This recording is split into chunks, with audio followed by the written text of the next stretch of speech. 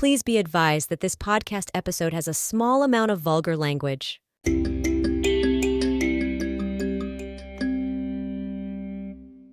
A few weeks ago, during a monologue on the popular U.S. sketch comedy show Saturday Night Live, American comedian Ramy Youssef said he is praying for God to, quote, free the people of Palestine. Youssef, who is a practicing Muslim and whose parents are Egyptian, recounted being asked recently by his friend to pray for his family in Gaza. That night, I go to pray and my prayers are complicated. I've got a lot to fit in. I'm like, God, please help Ahmed's family. Please stop the suffering. Stop the violence. Please free the people of Palestine, please, Youssef said, to cheers and applause. The comedian has habitually called for a ceasefire in the war between Israel and Hamas and wore an Artists for Ceasefire pin at the Oscars award show in March.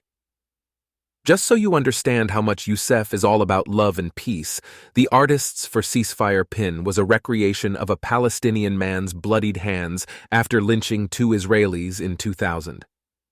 At the Oscars ceremony, Youssef told Variety magazine that the call for a, quote, immediate permanent ceasefire was a, quote, universal message of, let's stop killing kids, let's not be part of more war.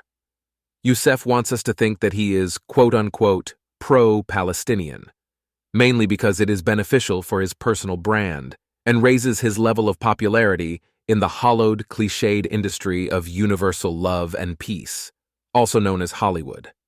But if Youssef was a true pro-Palestinian, like I am, he would not be advocating for an immediate permanent ceasefire. He would be calling for Hamas to urgently and unconditionally surrender, as well as the total deconstruction of the Palestinian Authority in the Palestinian West Bank, because both Hamas and the Palestinian Authority completely contradict an immediate permanent ceasefire. Anyone who suggests or attempts to explain otherwise is a fraudulent pro-Palestinian.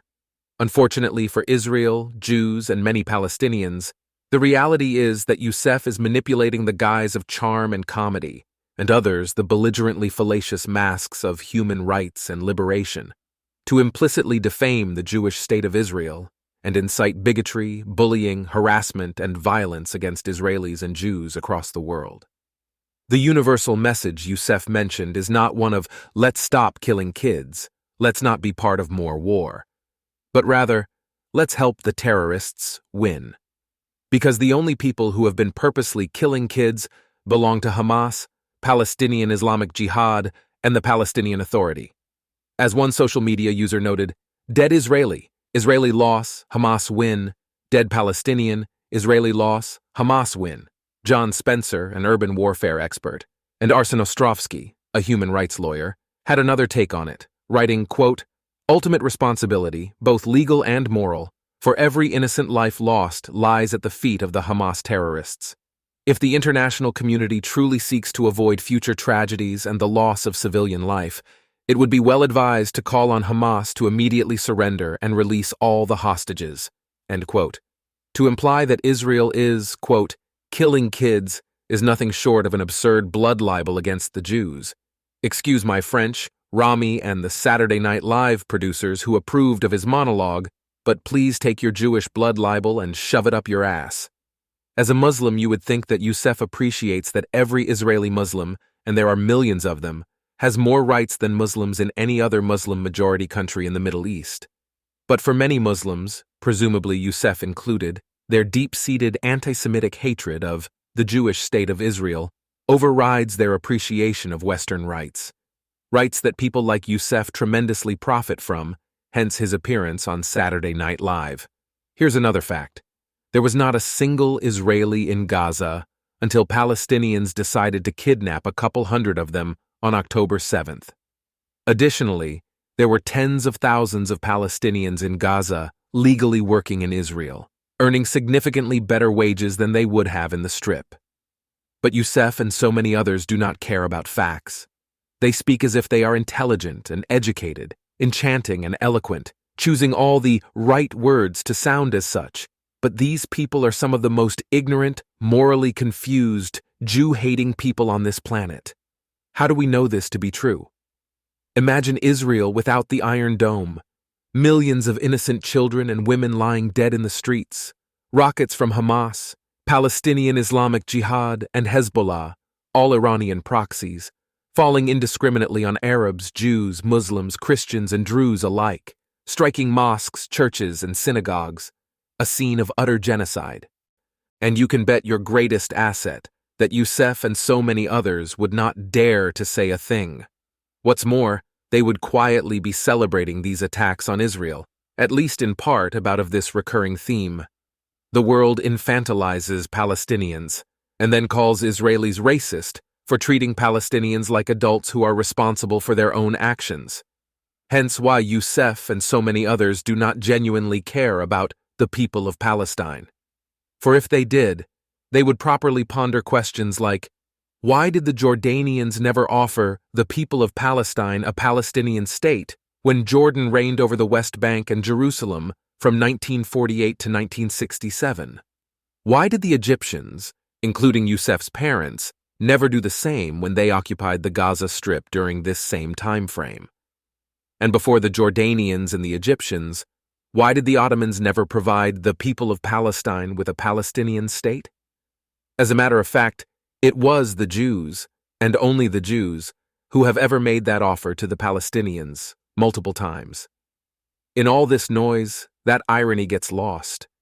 Even the late Libyan dictator Muammar Gaddafi once publicly spoke about the strange Arab failure to establish a Palestinian state between 1948 and 1967, saying, "Whatever happened to the Palestinian cause we had before 1967? Were we lying to ourselves or to the world? Thousands of martyrs fell before 1967. What for? How can you say that Palestine was occupied only in 1967, and that Israel must return to the pre-1967 borders? Does Palestine consist of only the West Bank and the Gaza Strip? If so, it means that the Israelis did not occupy it in 1948. They left it to you for 20 years. So why didn't you establish a Palestinian state? Wasn't the Gaza Strip part of Egypt and the West Bank part of Jordan? The Jews left them to you for 20 years, from 1948 to 1967. If that is Palestine, why didn't you establish a state there? What is the justification for all the wars, the sacrifices, and the economic embargo on Israel before 1967? The Israelis can sue the Arabs now and demand billions or even trillions in compensation for the damage caused to them between 1948 and 1967. You Arabs admitted that the Palestinian cause began after 1967, so the Israelis can ask, why did you fight us before that? Now the Arabs themselves have admitted that Palestine was occupied in 1967. Now they demand that Israel will return to the pre-1967 borders, saying this will resolve the problem and they will recognize Israel. Why didn't you recognize Israel before 1967? By Allah, this is unacceptable. It doesn't make sense. These days, it is the homeland of Rami Youssef's parents, Egypt, that has built one of the world's strongest border defenses on its border with Gaza. Row after row of walls and fences. What are they afraid of? The answer is Hamas, an offshoot of the Muslim Brotherhood, which many people in the West seem to know nothing about. Recently, a Harvard law student, after she passed a divestment resolution, said, and I quote, "This is our story, and we are co-authoring it with the resisting people of Palestine. Our student movement, our demand for divestment, is one thread in the ties of resistance of oppressed people all around the world. When we fight, we win. This is our story," say some of the most privileged people who ever lived, of the suffering Palestinians, even though she does not give two shits about the resisting people of Palestine. How do we know? One word, Myanmar. It has been locked in a brutal civil war for more than 3 years. 20 million people desperately need humanitarian aid. 15 million face acute food insecurity. 1.6 million have been displaced from their homes, and 55,000 civilians' buildings have been destroyed. By 2022, more than 13,000 children were reported to have been killed, and stunning numbers of war crimes have been documented, including massacres of civilians followed by the burning of their bodies, as well as constant military strikes targeting civilians and children. This includes a military strike on a church just 3 months ago, in which 17 civilians were killed, 9 of whom were children. The UN Special Rapporteur on Myanmar said, quote, "Many in Myanmar have come to the conclusion that the world has forgotten them or simply doesn't care." End quote. Truth be told, there is no global movement to boycott Myanmar. There are no protests in Western cities. There are no sit-ins or rallies to be found on college campuses. And Myanmar is just one example of the many terrible and horrifying things going on in the world today. The point is not that these pro-Palestinians don't care about innocent people. Many of them do, or think they do. But they have let themselves be co-opted by a vicious movement that seeks the destruction of Israel to the exclusion of all else. Anti-Zionism is anti-Semitism when Israel is the world's only country that is targeted, harassed, and condemned for every move it makes.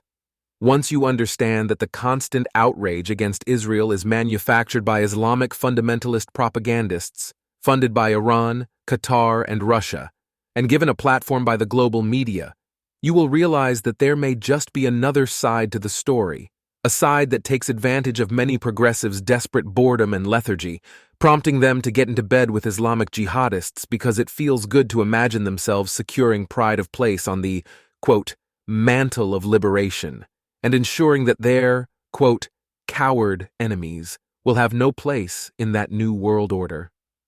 Honestly, if in practical terms this didn't mostly just involve harassing any Jewish students within reach, these campus mujahideen, people who engage in jihad, would be adorable, wrote Israeli journalist Haviv Rettig Gur. America, your future leaders wish they were failed third world revolutionaries. They want to be anything other than the first world capitalist overclass that they are. But we do not have to look to the future to see that the West's leaders are already contributing to its self-inflicted demise, which could easily lead to destruction. Just look at South Africa to see where much of the West is quickly heading. For instance, U.S. Senator Elizabeth Warren, who once upon a time was a presidential candidate, said last week that, quote, as an application of law, she believes that international courts will find that Israel is committing, quote, genocide, adding that, quote, they have ample evidence to do so. As one social media user pointed out, if Israel's war on Hamas is considered a genocide, it will be the first genocide in which a victim party turns down multiple ceasefire offers, receives hundreds of tons of humanitarian supplies from the culprit, and experiences a historic low in civilian casualties. And yet, Hamas is only half of the problem. The Palestinian Authority in the West Bank, run by 88-year-old kleptocrat Mahmoud Abbas, is also a pitiful contributor to incessant misery among the Palestinian people, hence why so many of them detest Abbas's authoritarian reign. But don't just take it from me. Here is what Bassem Eid, a Palestinian peace activist, recently said, and I quote, "The Palestinian Authority, as you might know, became a rehabilitation center for handicapped people.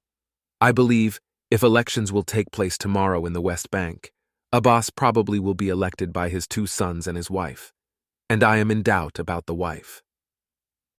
And then there is the Palestinian Authority's quote-unquote pay-for-slay policy, which has resulted in thousands of innocent Israeli and Jewish deaths, including 10-month-old Shalhevet Pass, who was shot in the head by a Palestinian terrorist. The Palestinian Authority paid her murderer $300,000 accordingly, but you won't hear Rami Youssef and other human rights activists talking about these tragedies. Now, will you?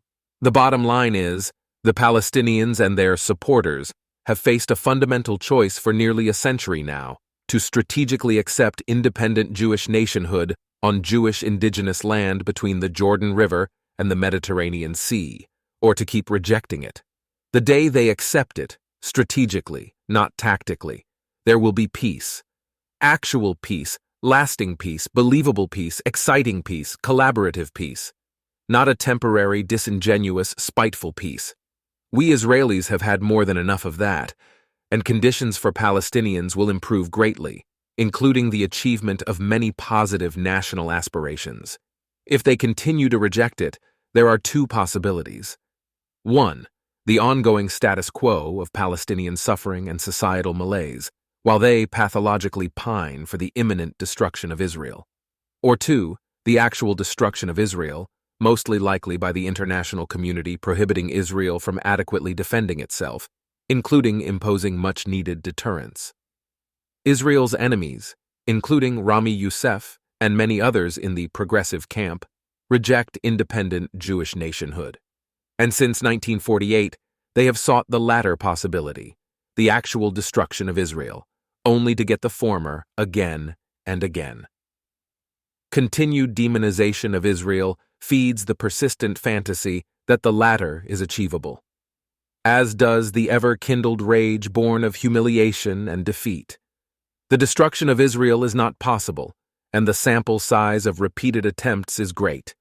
Notwithstanding geopolitical trends, as well as Western foreign policy incompetence, impotence, and anti-Israel, really anti-Jewish, double standards.